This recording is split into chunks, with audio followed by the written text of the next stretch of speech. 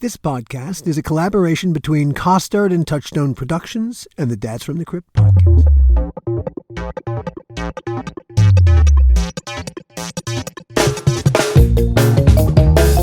Hi, it's Alan, and welcome to another episode of the How Not to Make a Movie podcast.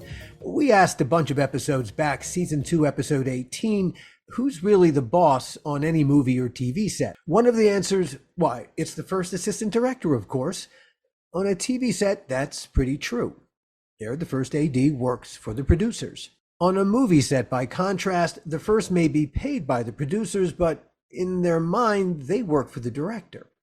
Leigh Webb was a first AD for 3 seasons of Tales from the Crypt, seasons 3 through 6, and for Demon Knight. So mostly he worked for us, Crypt's producers. Pretty much everyone who worked on Crypt felt the same way about doing the show. It was special, really special, and Leigh is no different. As I've said before, one of the great benefits of doing this podcast and having deep nuts and bolts conversations with friends and coworkers is that I get to learn so much more about my friends and coworkers. They're even more amazing than I thought they were. Leigh Webb checks every single one of those boxes. His own story is as compelling as any Crypt episode. He acted in The Partridge Family and The Waltons. For 3 years, he drove an ambulance, which turned out to be his vehicle back into showbiz and eventually into becoming a first. What's more, Leigh is a great storyteller all by himself. Along the way, we'll dish on some big names, too. There'll be lots of love for Tom Hanks, not so much for Don Johnson. We'll talk about working with John Frankenheimer, Raul Julia, John Lithgow, Isabella Rossellini, and Tobe Hooper. Yes, more Tobe Hooper stories. And Leigh will talk about his passion for skydiving. He had to quit recently, just shy of 4,000 jumps. And he'll talk about his current gig as a city councilor in Franklin, New Hampshire. That's Daniel Webster's hometown. This one covers a lot of territory, and all of it's kind of glorious. Here's Leigh Webb. As we've all agreed, doing Tales from the Crypt was such a rare experience. Yeah. For me, it was actually a pinnacle of my career, because it was working with you and Gil, whose method of dealing with set issues was trusting the AD. In this case, that was me. And I truly appreciated your faith in my decisions that were made instantaneously on the set. Because if I had to run to a telephone every time we had a crisis, which would have been, 20 times a night, right? Things would have been slowed exponentially. So for you to have that trust and faith in me was crucial and made me, I think the issue here tonight is to talk about what makes a good AD. It made me a better AD because of that faith and trust. Well, that faith and trust comes from, not from just thin air and just faith and trust. When we prepped, we got to know each other really well because we were, as Alan and I were writing, we were constantly finishing each other's sentences. So, excuse me, the same thing happened with F8 and eventually happened with you.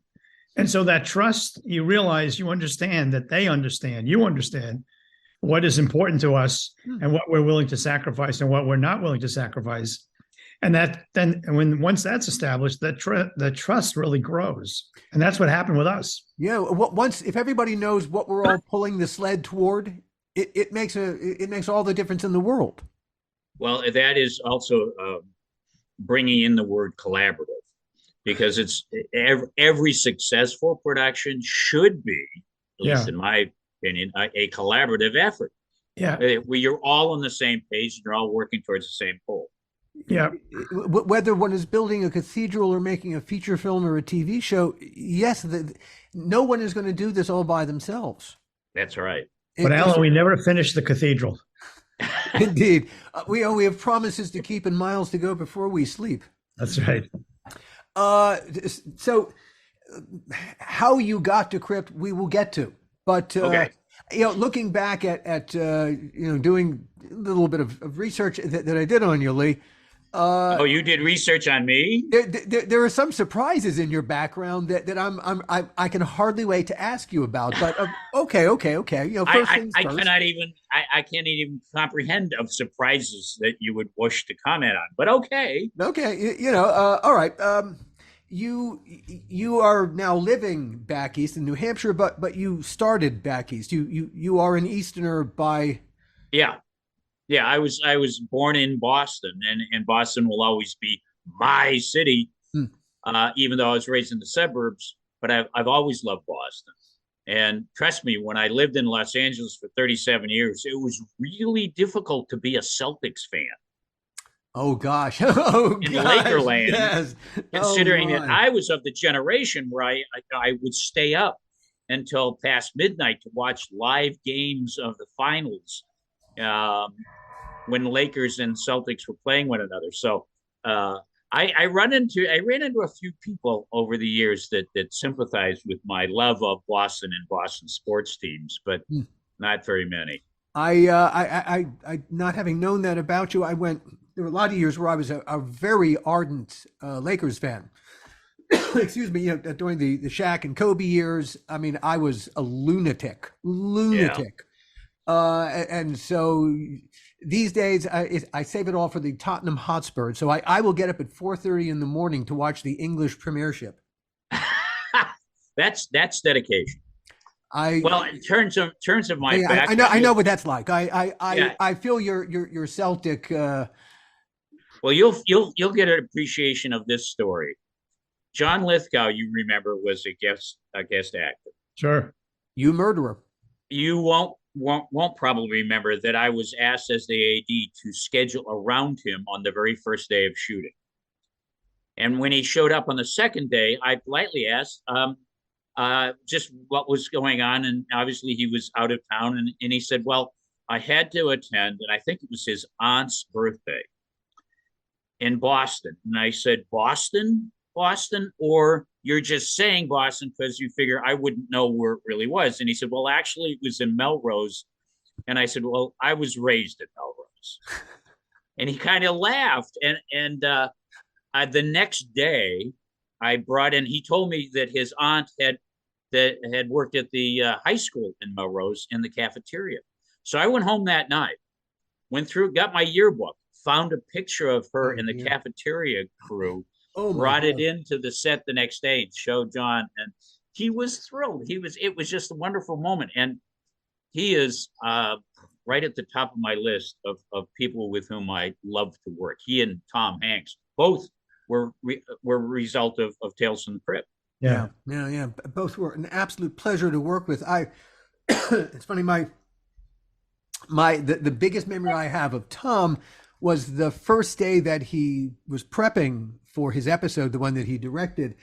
And he met with all the department heads. I spent time with you, and then it was lunchtime, and so Gil, Tom, and I got into Gil's car to go. I forget where we went for lunch, but we get into Gil's car, and Gil is driving. I'm sitting in the back, and Tom is sitting in the front passenger seat, and he gets into Gil's Lexus, and he turns on the radio, checks every radio station, looks at all the controls on the air conditioning. He goes into the glove box and begins looking at stuff. He was the kid in Big.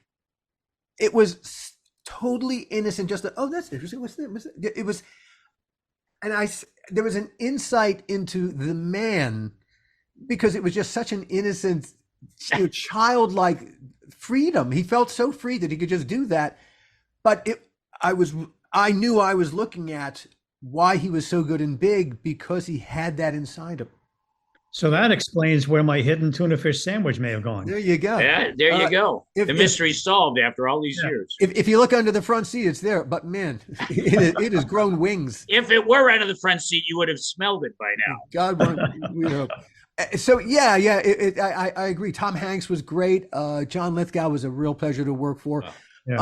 So is Isabella Rossellini, who was in that same episode. Oh gosh. Oh well. Yeah. Randall, when Randall Throp was our guest, we all shared the story of when she came in for her wardrobe fitting, and she wanted to be wardrobed as her mom in Casablanca.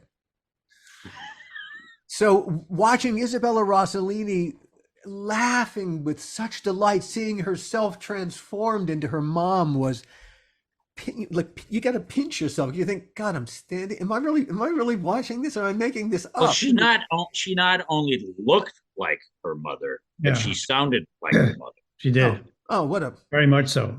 Very much so. But the best person that I found working on that particular episode, I loved working with both of those actors and with Isabel as well.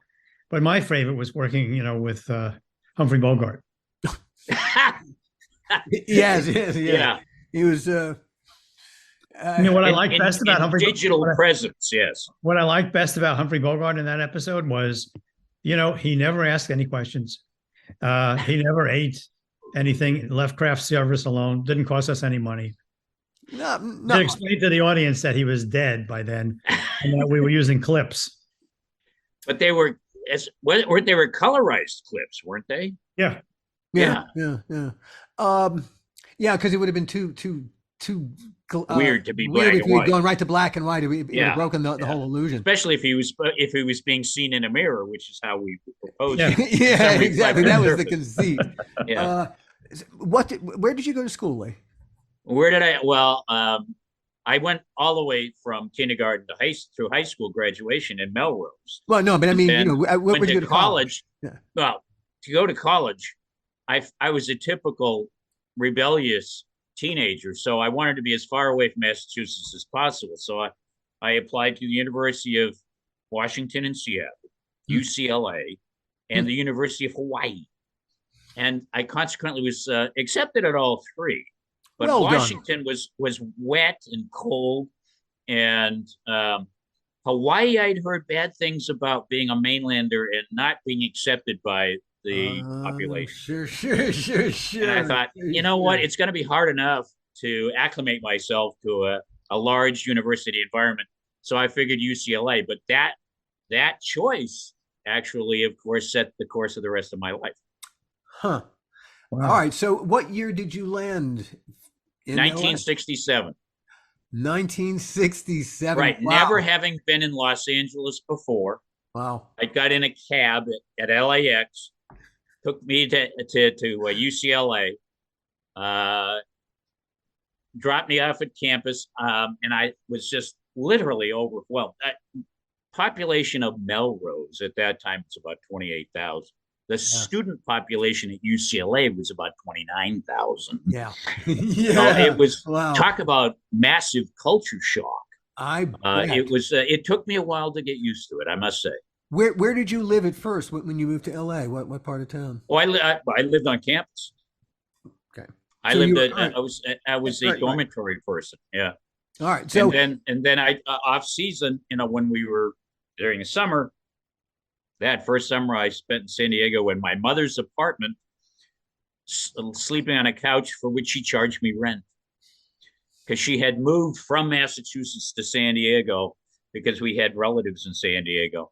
And that the second summer, I swore I'd never do that again. And actually, it's a bizarre story, but the second summer was the summer of '69. Yeah. And I had gotten to know a fellow by the name of David Gerald. I don't know if that name rings any bells for you. He was a science fiction writer. His claim to fame at that time is that he had written 3 scripts for the original Star Trek. Wow. And I had met him, and so I don't know how it all transpired. The memory's kind of fuzzy about that, but I ended up it was the 60s after all, in his apartment and sharing the rent and working that summer at Tommy's Hamburgers. No shit. Wow. Grilling. I did all 4 positions. I was grill, I was some sandwich maker, I was the cashier. In fact, Tommy, who was still alive at that time, trusted me more than his sons to be the cashier. And I was also the tamale, whatever was needed, I did. And this is at the original. I was like, what, a 19-year-old college kid. And this is at the original Tommy's on Beverly Boulevard. On Beverly and Rampart. Yeah, absolutely. You are a piece of LA history. Good God. Well, I experienced a lot of things in LA. What did you study at UCLA? What Well, was that's your, an interesting question. that's why I asked it. Yeah, I originally applied to UCLA, and because I was an out-of-stater, I thought it might behoove me to declare a major rather than make my application as undeclared. I thought that they might accept me more readily if I had a path. So I declared psychology as a major. And then when I got to campus and was halfway through orientation, I realized I would have to take a lot of science courses for that major. And I said, well, that's no fun. I'm not here to really study. I'm here to experience life. Sure. So I changed it to theater arts. There you go. Okay. All right. So I could watch movies and plays and get credit for it. But when I actually left in my junior year in 1970, because that was the first year of the draft lottery, where they pulled the dates out of a bowl, and I got number 212. So I wanted to declare myself 1A and survive that year so I would never have to worry about it again. And that's how it happened. But I couldn't be in school. So I left school and didn't go back for 3 years. And the irony is, when I went back, I tried to come back as a theater arts major, and they said, no, you can't do that. There's the department is overcrowded as it is. So you have to pick another one. I said, well, I need to make sure that I can apply all the credits from my previous 3 years towards my graduation. So I said, what can I take? And they said, well, psychology might be open. So I ended up with a psychology degree. Oh, and it served you well. I must say it served you well with dealing with the crazies, including Alan and myself. No, I would you had to you deal and with. Alan. Look, there was only one time, and maybe you can refresh my memory. During the shooting of Demon Knight, you got really upset. It's the only time I ever saw you really upset. You called us into your office, and you were really yelling at us. And I don't remember. You remember this story, Gil? I remember sitting there and said, God, this is the Gil Adler that I admire and adore. And he was, I thought, I can't remember if I was really guilty of anything. Do you want to hear the rest? Do you want to hear the rest of that story now? No, yeah, sure. There is a back half to the story it's going to disappoint you. Well, no, I don't know. Well, we'll see how you react. I don't think it'll disappoint. You want to tell it? Or you want me to tell it? Yeah, no, you tell it, man. So I was mad. I was very mad because I felt that Alan and I were talking to the department heads, telling them our problems about money and time, and nobody was listening. And I just blew up at that meeting. And I smashed my hand, if you remember, on the desk really hard. Yeah. And that's what emphasized that you were pretty angry. And I really thought, no one else knew this, but I really thought I broke my hand. I was in agony. And so if you remember, at the end of me blowing up like that, I left my own office. Yeah. I walked out, stormed out, slammed the door, right? Yeah. And I walked around the airport. We were at the Van Nuys Airport, I think. And that's where we were. Yeah. And I just walked around the airport a little bit, right? And Alan came after me, caught up to me, and he said, Hey, you okay? I said, yeah, I'm fine. Why? My hand hurts, well, of course, no one's ever seen you like that. And everyone was really concerned that you went crazy like that. And I remember, I think, looking at Alan and going, haven't you ever seen good acting? Well, if there were an Academy Award category for that, you would have been on top. It was the only way I can get everyone's attention to realize that we weren't kidding around. We weren't saying, oh, we don't have that much money, so you'd spend 10% more. We didn't have anything. And that was the only way for me to get everyone's attention to make me. As I recall, early when we were doing the first feature film, because there was more money, everyone felt a little more free. And I think at first, until that moment, everyone thought, well, we're doing a feature film. Come on, lighten up. And everyone thought there was more wriggle room, and there really wasn't. Yeah.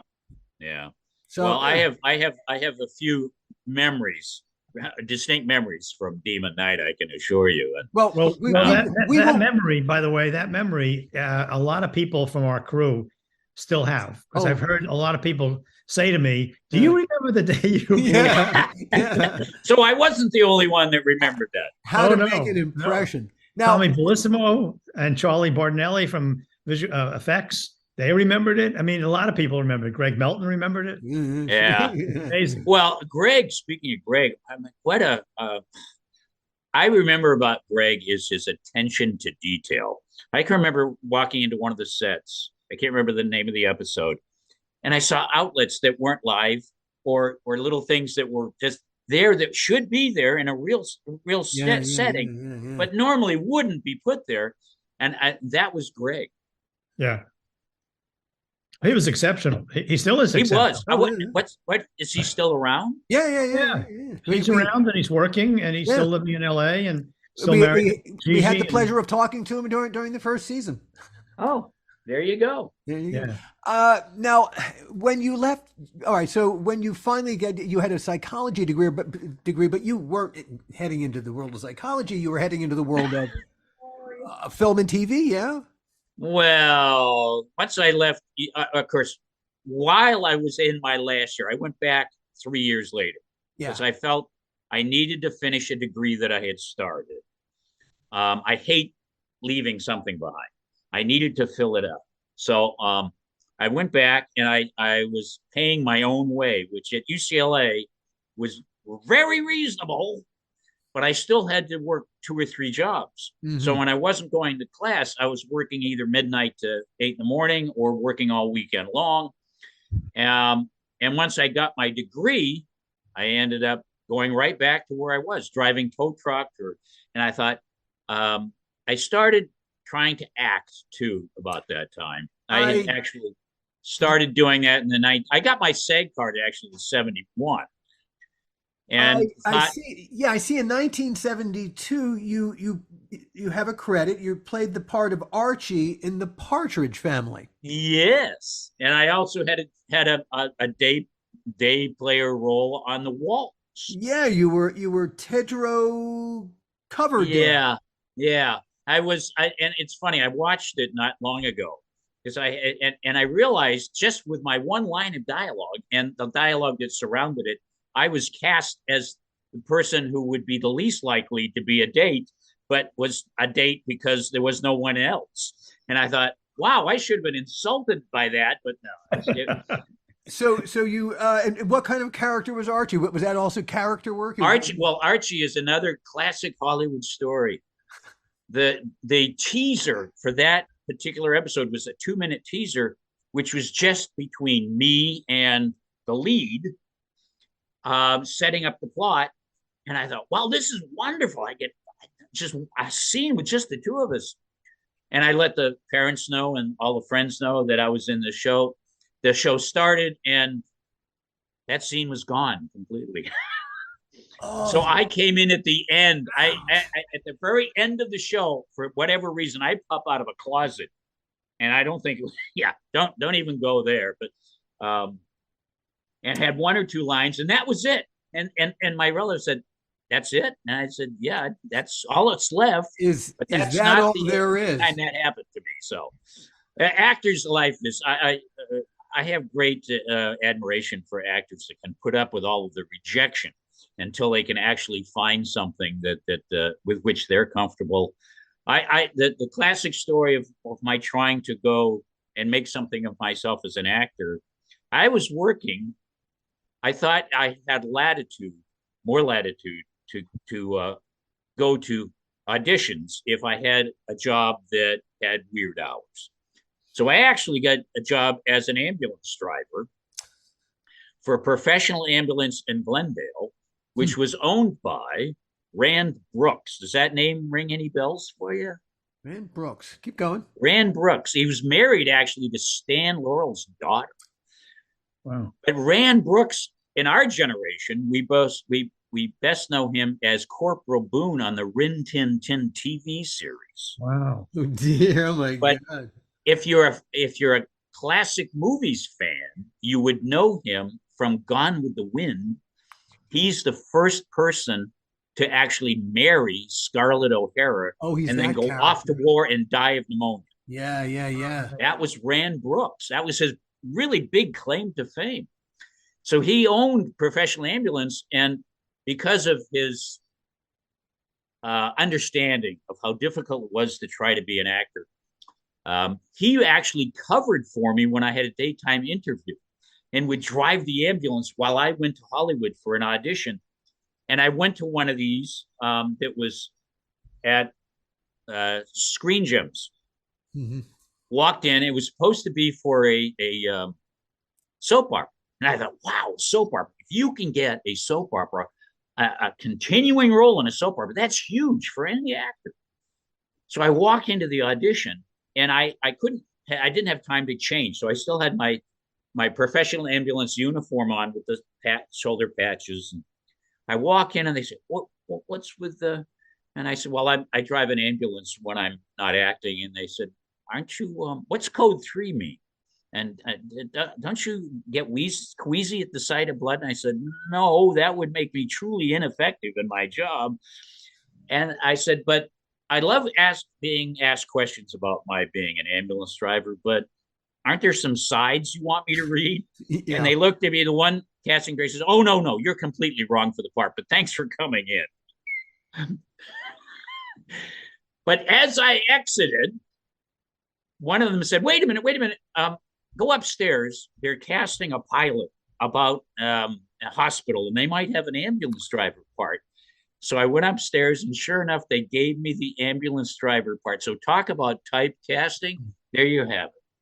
And you did that a couple of times. You did it in Police. Oh yeah. Police. Well, once I got that job, Al Honorado, who was a casting director at Screen Gems in Columbia, knew I had a SAG card, and I knew how to drive an ambulance. And so anytime something came up on Police Story, Police Woman, Joe Forster, all those series that revolved around police departments, he would call me, and it would only be one line, like, I'm sorry he didn't make it, or something dramatic like that.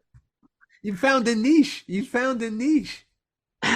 I like I said, but that's that's typecasting, which is not what you want. That's why I love to do the Waltons, because it wasn't been an ambulance driver.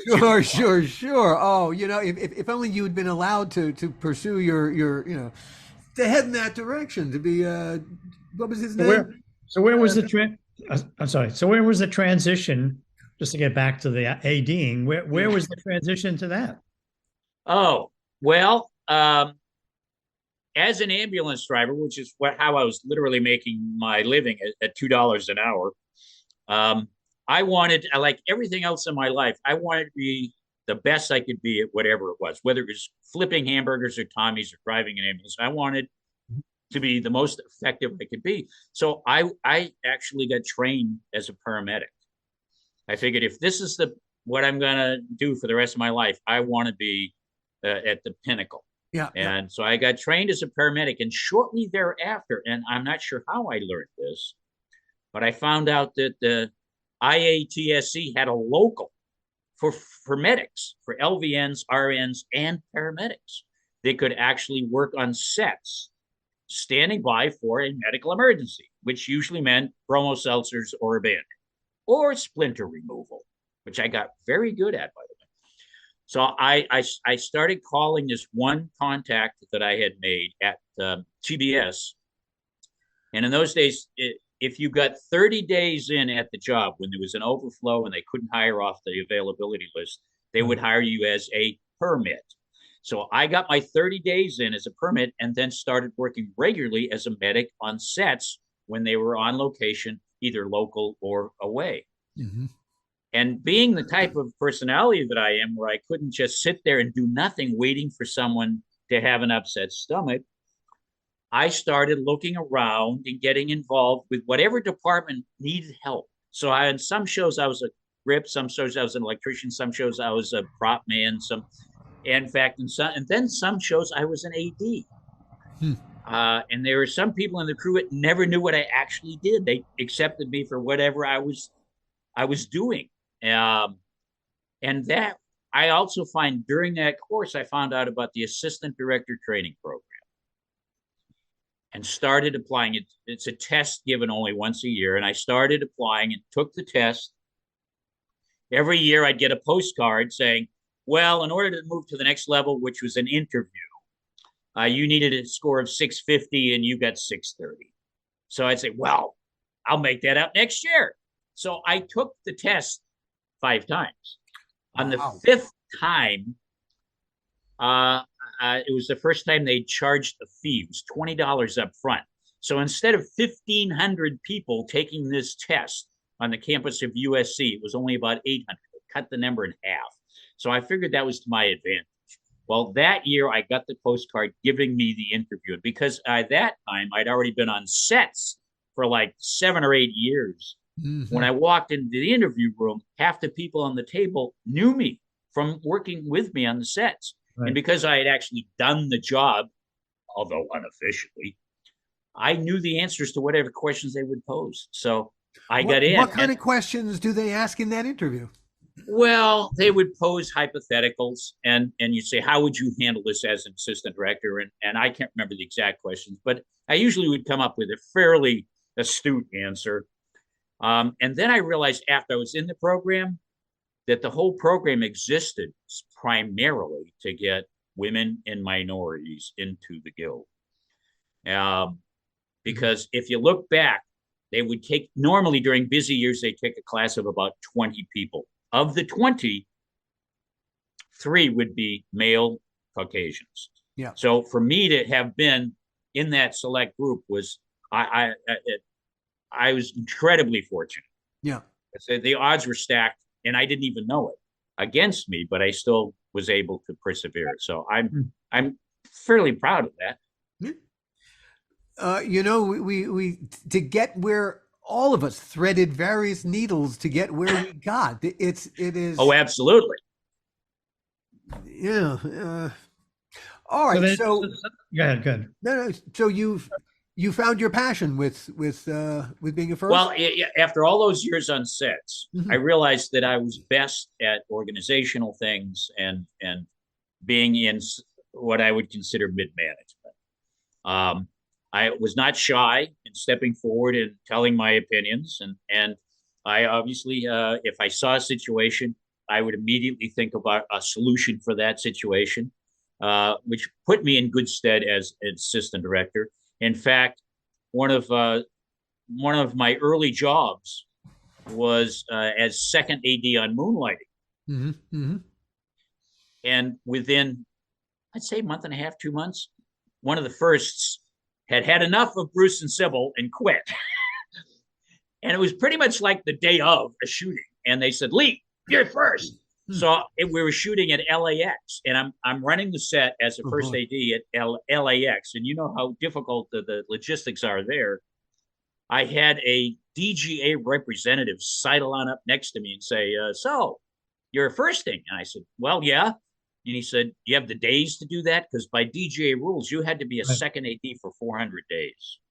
And I said, well, no, but the company's willing to take a risk with me. And they said, nope, that's not going to happen. So the very next day, I was back to being a second. What the Guild never knew, and they wouldn't be watching this, would they? Is that Moonlighting. They're not allowed to. Yeah, okay. Moonlighting did allow me to be the first AD on second units, but we didn't. We kept that under the radar. So. You got your 400 hours. Yeah, I got my 400 days and then moved up to first on Moonlighting actually, and did another 2 years as a first AD on Moonlighting. So it was talk about a unique experience. So I don't think there was ever a TV series like Moonlighting, and it hasn't been ever since. I mean, obviously, whereas the other first could not handle dealing with Sybil and Bruce, you were able to navigate those shoals. You learned how to do that. Yeah, it was, well, as producers, the business has a lot to do with personality management. Yeah. It's a business that unfortunately caters to abysmal behavior. Yeah, because they believe that's the price of doing business, and I will never agree with that, but that's what, and especially in television, when you have a show that's based on 2 stars, they understand very early on in the process how much power they have. Yeah. And boy, did Bruce and Sybil abuse that power. And then how did you go from there to Tales? Well, F.A. Miller served as a UPM on Moonlighting briefly, and that's how I met F.A. And of course, F.A. brought me into Tales. You also did Walker with F.A.? What's that? You also did Walker, Texas Ranger with F.A.? Oh, only for a short period of time. I replaced the first that moved away from that to go something better. And then I went to Texas, and Yeah, at the end of the season, I wasn't invited back because that was not a fun show to do. Right. And you know, it was basically a rewrite of other scripts from the producers. In fact, I remember getting a script that supposedly the main character was somehow lost in the mountains and had to take shelter in a cave. And I tried to explain to the producers, this is Dallas. There are no mountains in Dallas. So I said, you really need a different take on this script. And I said, have the writers ever been here? Do they know what the locales offer? Because this is impossible. Right. So it's that kind of thing. And the challenge was week to week. Gotcha. Oh boy. So F.A. Miller brings you into Tales from the Crypt, and so you came aboard our second season on the show, which began with Tom Hanks directing. Right. Yeah. I think that season was really when everything really gelled. That's we kind of Tales really became. Yeah, Tales was truly amazing at what was accomplished. You remember the John Frankenheimer episode in the library? Gosh, yes. And that amazing set, 2-story set, right? That I remember us trying to brainstorm another use for that rather than having to tear it down, and unfortunately couldn't come up with something, so down it went. And what an incredible set to be used only 5 days. Yeah. Do you remember with that show with John Frankenheimer, how you would a few times, Leigh, you would call me and say, we're falling behind, we're going behind, we're now further behind, it's falling. And I would say, I would come down to the set and take John aside, just the two of us talking, and sort of try to get him back on track. And he would say all the right things, and I would leave and go back upstairs. And then 10 minutes, 20 minutes, an hour later, I'd get these emails from you, not emails, but messages from you saying, oh my God, we're falling further behind. And ultimately, talk about psychology, ultimately, I had to call Frankenheimer, stop production, and have him come to my office. And I closed the door, and I would just read him the riot act and tell him what he was going to do and what he wasn't going to do. And am I clear? And does he understand me? But which he said yes. Yeah. And then he would go back downstairs and then do pretty much what we asked him to do. Yeah. To be honest, I don't really remember that. No. Well, Frankenheimer being a classic Hollywood director, he was king of his domain. Set on the set, that's his. That's you're just a producer walking onto his set. You're nothing and you're nobody. But in your office, when you're up to the producer suite, well, then he's just a director for hire with his hands going, Mr. Producer, what shall I do, sir? So I was glad he remembered. What happened in the office by the time he got back down to the set. Well, but he could have easily just said, I remember this. Oh, hell with that. I'm going to do what I want to do. You have to, the context was everything for a guy like John Frankenheimer. Where you talked to him was as important as what you were going to say to him. Yeah. Yeah. So well, he and I had a very good relationship. Cool. In fact, he hired me to do a Diamonds commercial for, Elizabeth Taylor's perfumes. Yeah. So I did a commercial and we shot it like a feature. In fact, an entire day was set up for just a magic hour shot on the Queen Mary. Wow. And so it was quite the experience. And afterwards you might remember, I don't know, I think I told you this, but he called me and he wanted to take me as his first on a feature. And I said, I really owed my allegiance to Tales. And I turned him down. Huh.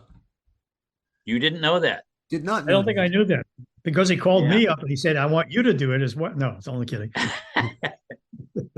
But in fact, every once in a while, I think back, what would have happened because he went off to shoot a feature with Raul Julia.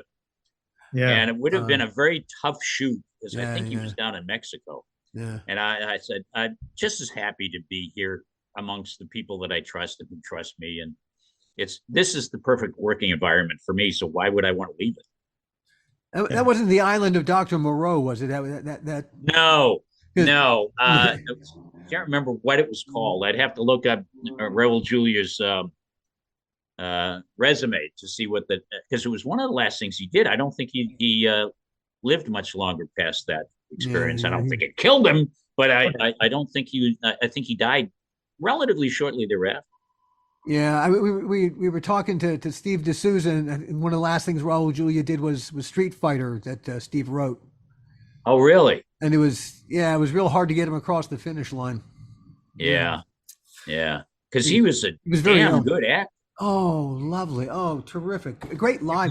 He was a great actor. He was also a really sweet man. I met him years and years ago through the Shakespeare Festival and Shakespeare in the Park. Joe Papp, Bernie Gersten, who was always asking for a job, and I met Raul down there because he would always see me standing around like, you must be somebody has to do with the production, but for the life of me, I don't know what, because you never do anything. And I was just there trying to get a job, and so I became quite friendly with him for a while. And he was just the nicest guy in the world.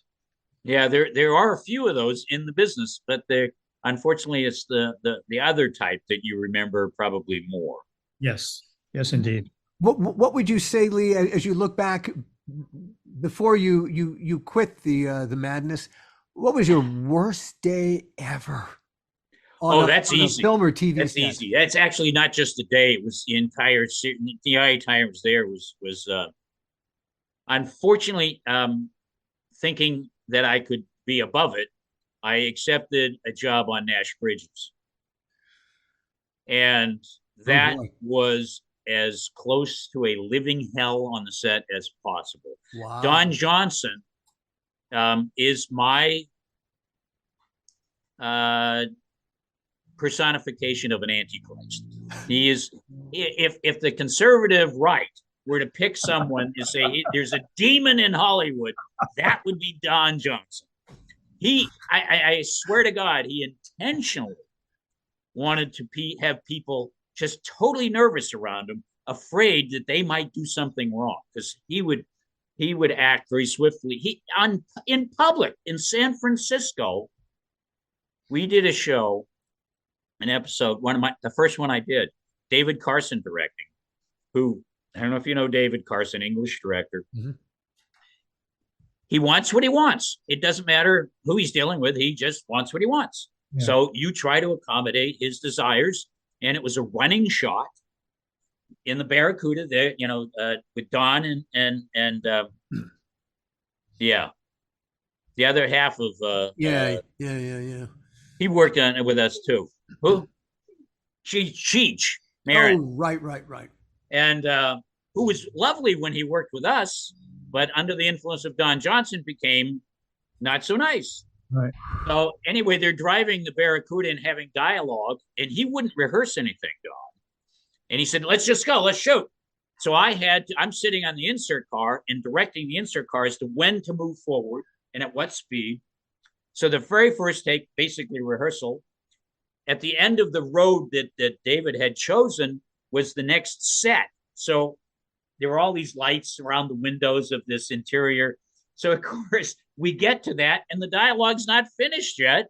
So Don realizes it's a total waste, gets out of his car screaming that we need to get our act together. Well, he didn't say act together exactly.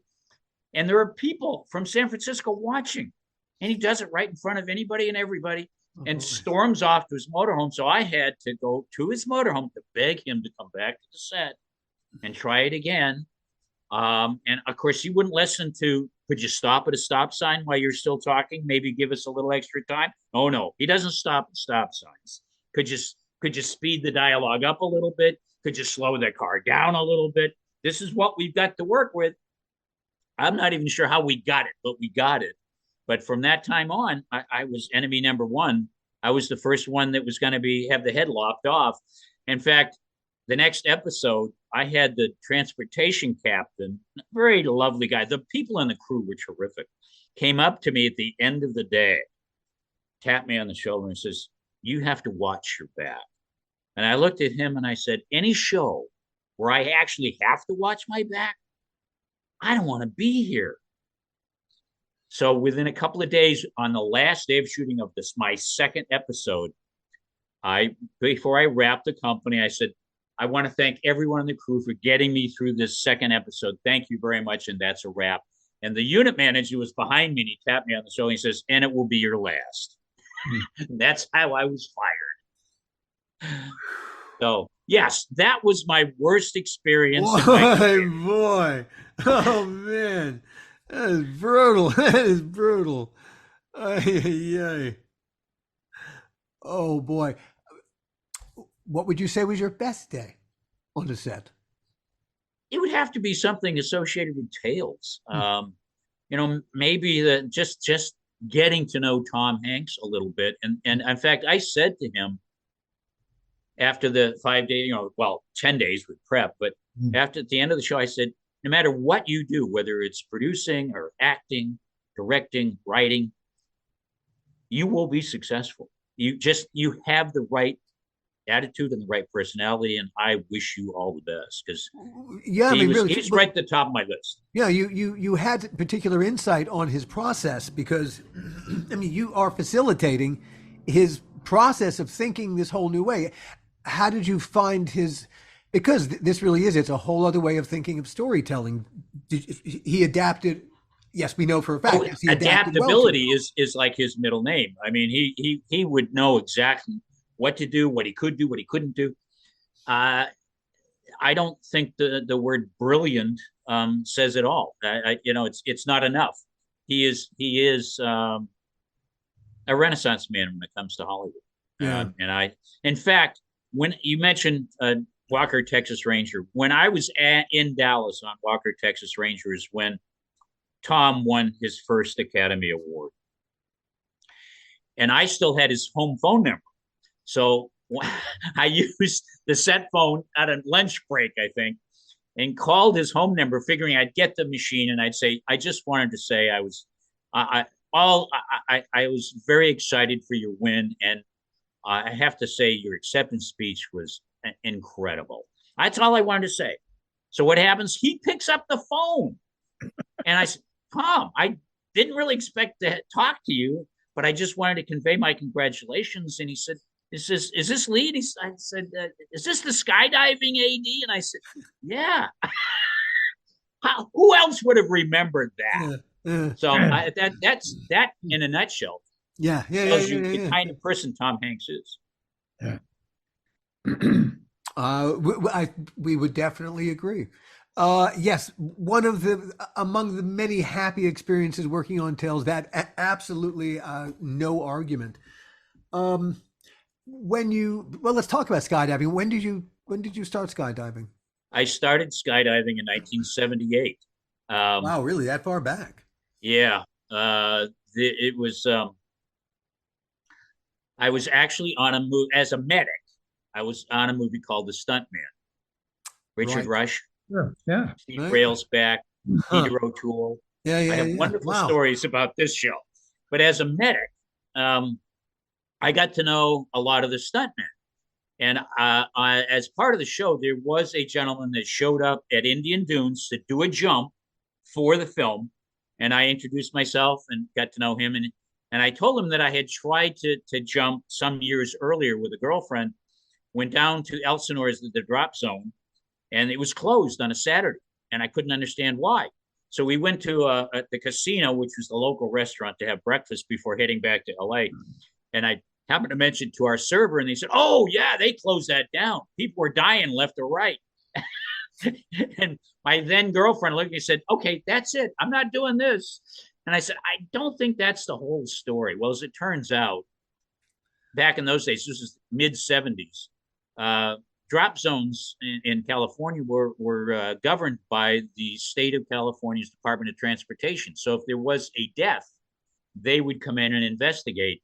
And as it turns out, these were experienced skydivers that just didn't pull or whatever the problem was, but it was of their own doing. So they were open the next weekend. But of course, that didn't make any difference because the time had come and gone.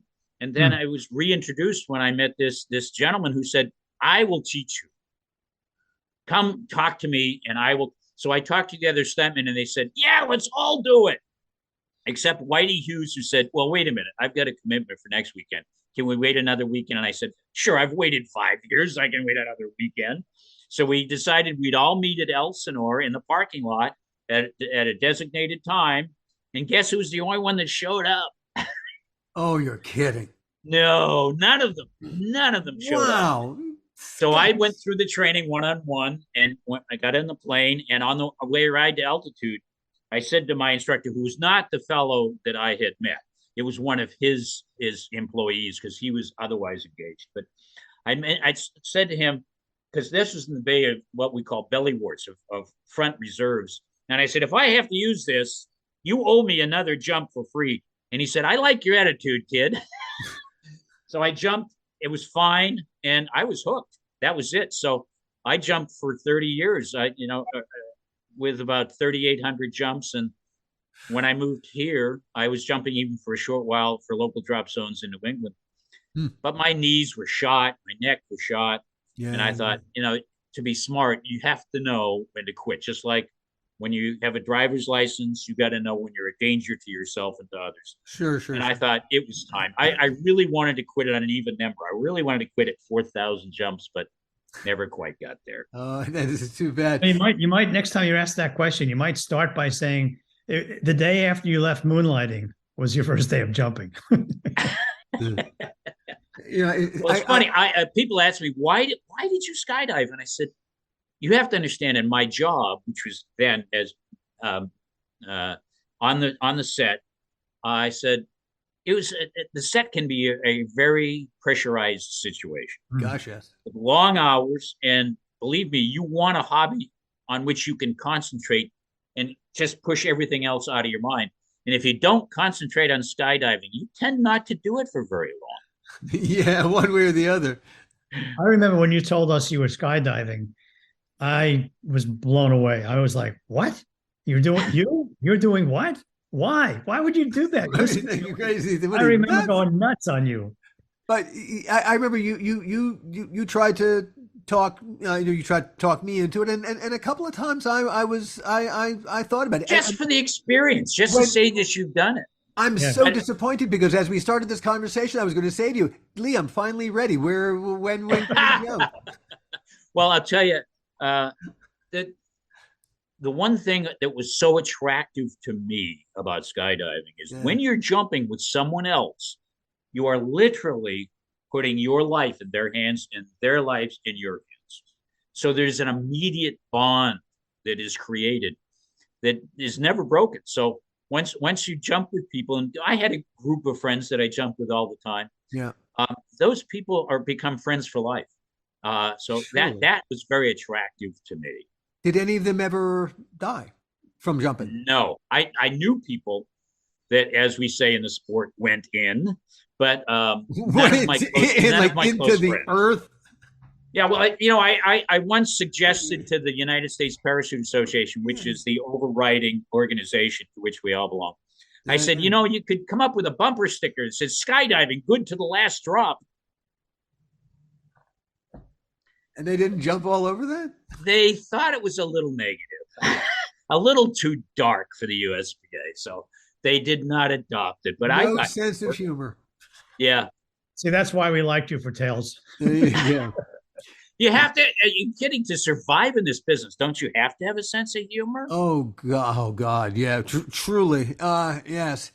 But this is also true in politics, and you are now not so much a sense of humor as a very thick skin. Yes. And you have traded in film sets for civil being a civil servant. I think I was in my 6 years in the State House in Concord as a state representative. Yeah, I think I was probably the only state representative that held a SAG card, a DGA card, an IA card, and was a skydiver. I'm pretty sure that I held a record in that regard. I bet. What was it like the first time that you ran for office? Now, the first office that you ran for in New Hampshire, state rep. State rep. All right. And so that meets was that Montpelier? What's that? No, Concord. Concord. I'm sorry, Concord. God damn, Montpelier is Vermont. I got my New England states all confused. Oh, it's all the same. I'm it's all ashamed of myself. Yeah. All right, so Concord. All right, so Concord. So you are a state rep in Concord. How often do state reps meet in Concord? Well, you generally only meet a couple of times in session, but you also are a member of a standing committee. You are also appointed by the speaker to other ancillary boards and councils and commissions. Is it a full-time job? I would end up driving to Concord at least 3 times a week. Oh, okay. So is it a full-time job? It's not considered a full-time job, and it's certainly not paid as a full-time job, because a New Hampshire state representative, as well as a state senator, actually, is paid $100 per year. Huh. That's why we consider government in New Hampshire volunteer. I'm a city councilor now in Franklin, and I am paid $25 a month, right? $25 a month, which is more than a state rep, surprising. So, and that will go to charity. But that's See, Alan, all those years ago, I told you we were overpaying Leigh Webb. I don't care what the union said. There you go. All right, so you didn't get into state government for the money. No. What took you into what prompted state me? Yeah, what was my incentive? Daniel Webster. Franklin, New Hampshire is now, because it took property from other surrounding communities in order to become a town, but is the birthplace of Daniel Webster, and his birthplace site is actually a state park. In my first year and a half here, the state came in and closed the park down because of maintenance issues for which they would not pay. I was incensed. So I ran for state rep, so I'd have some leverage with state parks and rec to get them off the snide and get some maintenance done on this state park. They'd accepted the responsibility. By God, they needed to follow through on it. In fact, I put in one of my first acts as a state rep was to put in an appropriations bill for $250,000 to pay for all of the maintenance issues that had deferred for years. Of course, it didn't pass because you just don't. But I was just trying to send a message. Yes. Did you? All right. Did you feel at home in that environment? I adjust well to almost any environment. So yeah, it took me a while. I got to know the process, and I thought it was really inappropriate for most freshman legislators to jump in and start introducing all kinds of bills without knowing how to get them passed. So I learned, and I was chair of my second term. I was chair of a committee. The Oil Fund Disbursement Board, and it's as much fun as it sounds like. Just a thrill a minute, I'm sure. Oh, it was. And knowing me, of course, once I was chair, I tried to keep a sense of humor and try to keep things level and civil. So I think I was appreciated in that role. But I was involved with other things too. I was on the film commission in New Hampshire, which didn't really do much, but was asked why we didn't have a tax credit like they do in Massachusetts. And I tried to explain to them, it's because the state would lose money doing that. And we have enough problems just keeping the budget as it is. So that was never going to happen, and still hasn't happened. Have you two ever had anything to do with or looked at Massachusetts as a shooting venue because of its tax situation? Yeah, I have.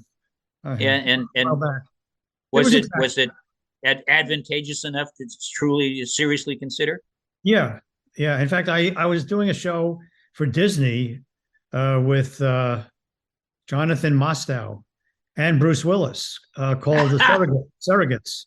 Yeah. And we were shooting there, and we prepped, and I left the show early. I had big problems with Disney, mainly because I had just finished Superman. I came back. They called. I said, I'm not available. I'm cooked. They said, no, come in. I foolishly accepted the position. Went with Mostow, to who I love a lot, and he was fantastic to work with. went to Boston, scouted everything. But while on the scout, I said to him and I said to Disney, look, I'll do this, but you don't have a reason why the guy would go into a chair, a stim chair, and not live his life. There's no explanation. And to me, the whole movie centers on what's that explanation? Because why would one just sit, anyway, So you were questioning the script? yeah. And so they agreed with me, and Mostow did too. And they said, okay, we'll fix it. I said, okay, as long as you're going to fix that, I'll do it. And so I prepped it with Jonathan, and then we got closer and closer to shooting. I'm not hearing anything. I started challenging that. I got into a big blowout with them, and I said, you know something? I'm not the guy for this movie because you're not going to make those changes. I can see it. We're 3 weeks out. No one's even talking about them. This is going to fail because you don't answer that question. And what was the movie called? Surrogates. Never heard of it. Yeah, well, it was a Disney movie. Yeah, and Disney's changed a lot over the last couple of decades when they have a movie called Surrogate. Yeah, yeah. Anyway, so that so we actually shot. Well, they actually shot in Boston. We prepped it for Boston, but we looked at in those days we looked at Rhode Island because that was a hot place to shoot as well. They had a good tax credit, and I think the South was coming into their own. I think the Carolinas and Georgia, Louisiana. Yeah, we didn't look at Louisiana. We looked at I think Georgia and North Carolina. Yeah. Well, I just never thought the problem with anything tax credit or trying to lower major productions to New Hampshire is that, and I try to explain this to them, that unless you have trained crew and places, like studio space, you'll never get major productions. Because the only reason that they would be looking at here is to save money, and you don't save money by bringing people from Los Angeles. You have to have trained people on the ground here. Yeah, they never quite got that concept. Yeah. As a state, you're probably better off. Probably so. Yeah. Indeed. So from this point forward, I mean, do you have any ambitions to do anything else in the business? In anything?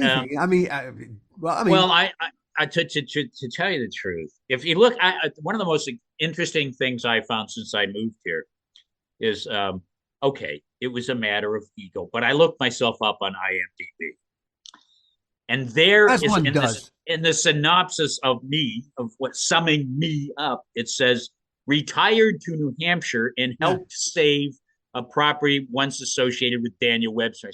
Yes. Where do they get this information? I thought that was really interesting, seeing as there were many some other things that they missed in part of my bio, but that's all right. One of the things that I've become truly passionate about here is I've been president of the local historical society for the better part of the last 18 years. Found a place for them to have a museum and a meeting space that they'd never had before, created the museum, and that is my legacy to the city of Franklin.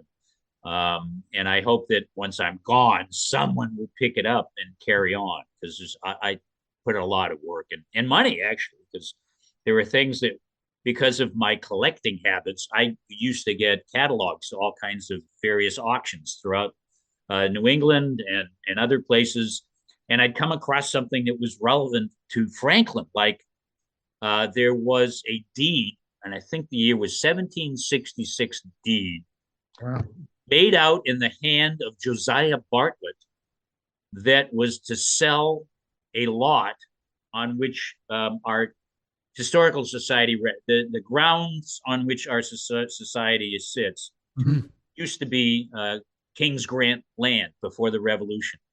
And this document was selling one of those lots by a gentleman who had been kidnapped by Indians, taken into Canada, and sold into slavery, and escaped and come back, and was in the hand of Josiah Bartlett, a signer of our Declaration of Independence. And I said, I've got to have this for Franklin. So I bought it and then donated it to the society. And I've done that time and time again, because there were things that we wouldn't have had I not come across them in auction catalogs. You never do things half-assedly. I try not to. It's just like I live in a house that is ostensibly a Victorian. However, we learned through photos from our historical society that it had started its life as a two-story farmhouse, had been picked up off of its foundation, moved up to a higher part of the same lot, and then the Victorian built around it. Wow. And here I am. We ended up, and frankly, because of this house, and I thought I need to develop skills that will save me money, because I was quoted to paint the house, the whole house. It's a large house. It's about 7,000 square feet. Is that what it is? 7,000? Wow. Something like that. Wow. Yeah, and I'm in one of the only heated rooms that never mind. So I got a quote in 2004. I got a quote to paint the house into $16,000. Wow. No, so I painted the house myself in stages. It took me 3 years and going up and down ladders, scraping and painting with a brush. Oh and after that, I realized the roof needed some work, and I hired somebody to do the portion I couldn't get to, but they couldn't do all of it. So I said, okay. So YouTube is a fascinating resource.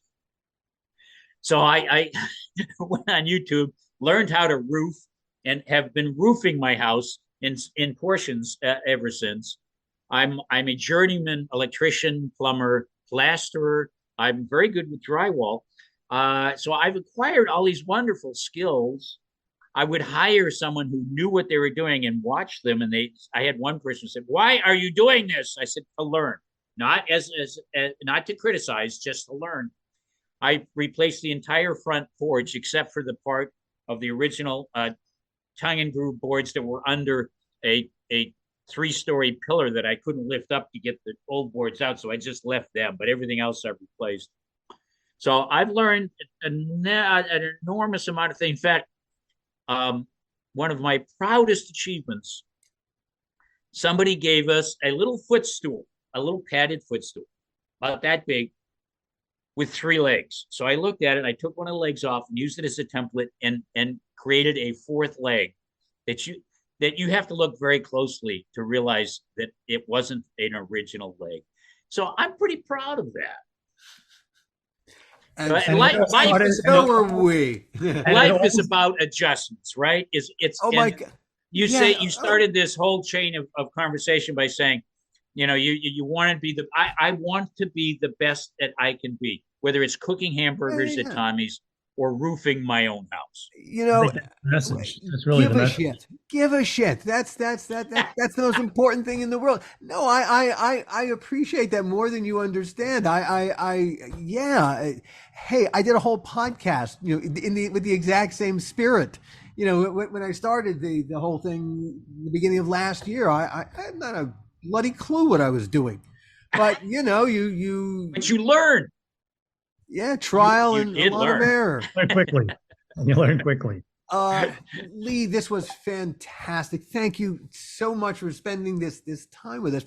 First of all right, so we'll conclude the interview portion of it, and that was awesome. That was really I think I've got 4 different shows here out of this material.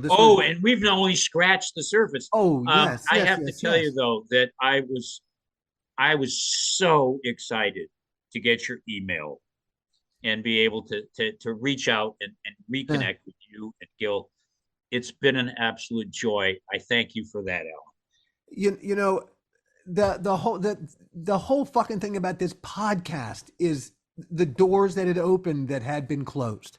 Yeah. And it really, if you told me at the beginning of 2022, the beginning of last year, if you told me on January 1st, where I would be, what I would be doing on December 31st of this past year, with this guy, with the guy in the other box over here, I just told you're a fucking high. What are you smoking? Can I have some? It's stronger than what I'm smoking. Well, that's right. In the year 1997, if you'd asked me where I was going to be in 20 years, and somebody suggested I'd be a state representative of New Hampshire, they would have been a candidate for a rubber room. Yeah. Life is so strange. And yet I'm so grateful at the weird twists and turns it takes and it's taken. It makes it interesting. I'm thrilled to be back in touch with everybody here today, really and truly. So I want you to know something. I got involved with a local community theater group. In fact, when I bought this house, we didn't live in it for 4 years, but being a small town, word got out, rumors that a Hollywood director producer had bought a house in Franklin. And of course, every time I'd run into someone, I'd correct them. I'd say, no. I was an assistant director. Don't elevate me past my station.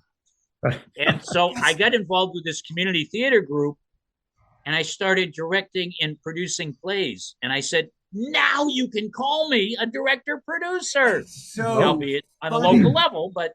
Well, okay. All right. So, when you finally got to that, how did you find that? Because really, as a first, you're not called on to be creative. You're called on to be Mr. Logistics. Although I was creative behind the scenes and tried to, I do whenever I could be creative, I would be. Oh, hey, yeah. But it wasn't what you were being. It wasn't with the job requirement. In fact, one of my most cherished memories was when Tobe Hooper was directing. And he was one of the few directors. I used to say to almost every director with whom I was coupled, I'd say, if you don't mind, if I have a good idea, may I share it with you? Because if it's a really good idea, you can have it. If it's a really bad idea, it's mine. Yeah. And I'll pay the price for it. And some directors say, no, I don't want to hear from you. They just push you aside. But Tobe was always there saying, do I need to do more coverage here? And I say, no, just move the camera this way. And you got the shot you need.